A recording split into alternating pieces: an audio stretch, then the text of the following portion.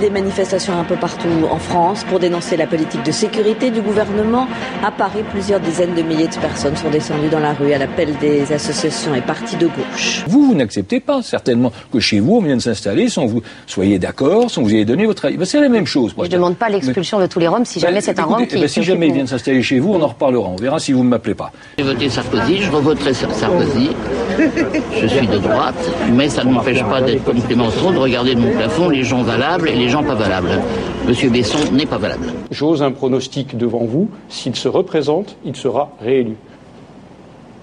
On vous la repassera la bande, hein ? Avec grand plaisir. Avec grand plaisir. Mais peut-être que vous repasserez aussi votre air dubitatif, et peut-être que ce jour-là, c'est moi qui sourirai comme vous. On verra. Le succès de la grande journée de manifestation contre la réforme des retraites. Plus de 2,5 millions de personnes se sont retrouvées dans la rue, selon les syndicats, plus d'1 million selon le ministère de l'Intérieur. C'est la mobilisation la plus forte des dernières années. Je ne suis pas Liliane Bettencourt. J'en ai plein les poches sont vides. Il y a surtout des gens qui ne devraient pas être là vu le fric qu'ils ont piqué à tout le monde. N'est-ce pas ? Je serai vous avant que je dise qui vous êtes. Oui. Je m'en irai. Venez, ayez un peu de courage, expliquez pourquoi.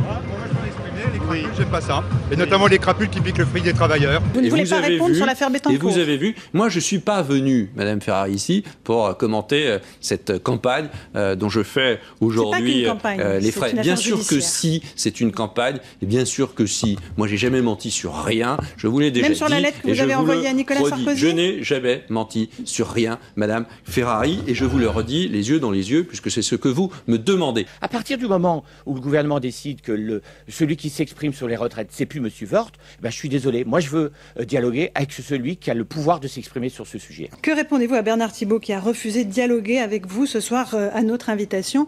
De facto, il ne vous considère plus comme son interlocuteur. C'est un désaveu pour vous? Pas du tout. Non, mais pas du tout. J'ai pas du tout compris cela.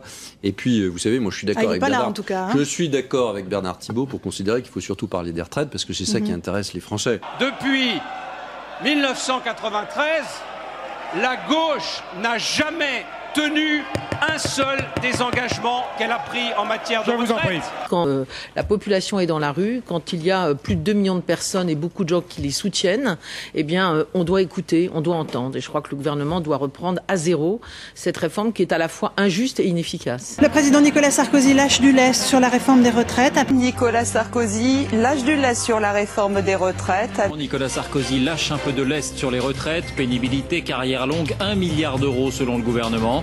Réponse ce soir des syndicats, ils dénoncent un bricolage et appellent à une nouvelle journée d'action. Ce sera le 23 septembre. Ce sont des aménagements à la marge. Alors ce qui était demandé par l'ampleur de la mobilisation, c'était d'agir sur l'essentiel. Ça coûtera quand même 1 milliard d'euros. C'est pas négligeable. Oui, mais ça ne répond pas à ce qui est la critique majeure qui est portée à ce projet de réforme. C'est l'injustice. Bien.